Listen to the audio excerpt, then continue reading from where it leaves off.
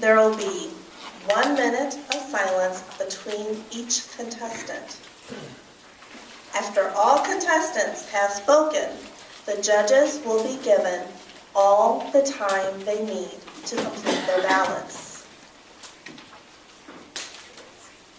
We will now begin the humorous speech contest.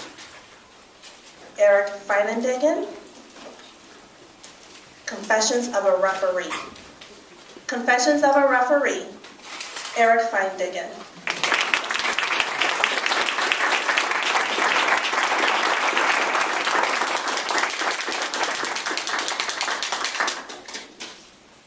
Imagine you're looking for a job. You see an ad in the paper that reads, looking for individuals that can make quick decisions in hostile environments. Must be able to deal with mental, verbal, and emotional abuse from children and adults of all ages. 100% travel required, no insurance, benefits, or 401k included. Anyone interested? Madam Toastmaster, fellow Toastmasters, and honored guests, welcome to the life of a referee. It was August 2nd, 2002. My very first game as a basketball official. I was about halfway through the second quarter when I blew my whistle. As I walked over to report the foul, blue, 3-2 black, I looked up in the stands. And a funny thing happened. Just like in Toastmasters, I received an evaluation.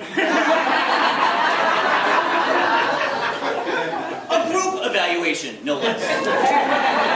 I mean, these people were very eager to offer me opportunities for improvement. As a matter of fact, I had one woman, she kept shaking her fist at me. I think she was trying to say in my foul call, I needed bigger gestures. I had a gentleman, he kept yelling, "Hey ref, you're blind!" I know, I need better eye contact. I even had a grade school coach tell me, "You'll never work in this gym again." You must think I'm ready for the big stage. Well, after a few games of this, I began to realize that the evaluations I received here in Toastmasters, like the ones we heard here today, are much more constructive. They really needed a pep talk. That's when a veteran referee named Rocky came over to me. And he said, "Eric, there's one thing you gotta understand. Not everyone likes a whistleblower. And being a zebra, well, it's not all black and white." So I'm gonna give you 2 bits of advice. Number 1, never park in a space marked reserved for the referee. I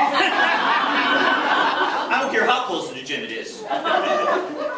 And number 2, when you look in the mirror every morning, always remember, it's not the players, it's not the coaches you have to be concerned about. It's those parents. No, I soon found out that those parents actually stood for temperamental, hostile, obscene, self-absorbed, and emotional parents. Webster's dictionary defines them as a species of parent who lives their lives as normal, well-adjusted adults, yet turn into rage-spewing, crazy lunatics at youth sporting events.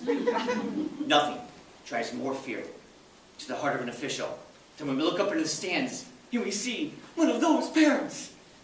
Now, if you're not sure if you've seen one, or that you might actually be one, there are 5 warning signs to look for.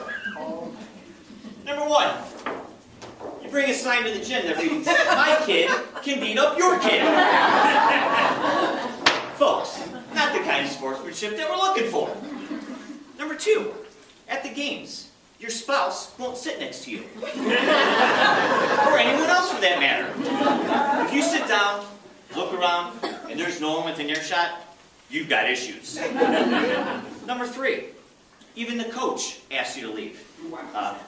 "Sir, I'm sorry, but the team bench is for players only." Number 4, you wear a shirt to the game that says, "Win or die trying," to a 6th grade girls game? Really? And finally, you bring a megaphone to the game to yell at the referees and your kids? No, Now I'll admit that us officials will blow a call or two, or 3 or 4 or 5 during a game. But come on, everyone knows we'll make up for it later on. That's the first thing they teach you in referee school. But people, leave the kids alone. Now, can you imagine if you went to work every day and all anybody did was yell instructions in your ears the whole time? It'll drive you nuts. Yet, I see it in almost every game.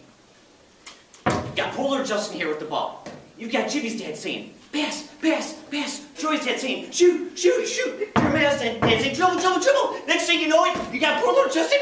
He looks like an octopus on roller skates. Activity in a fit of confusion.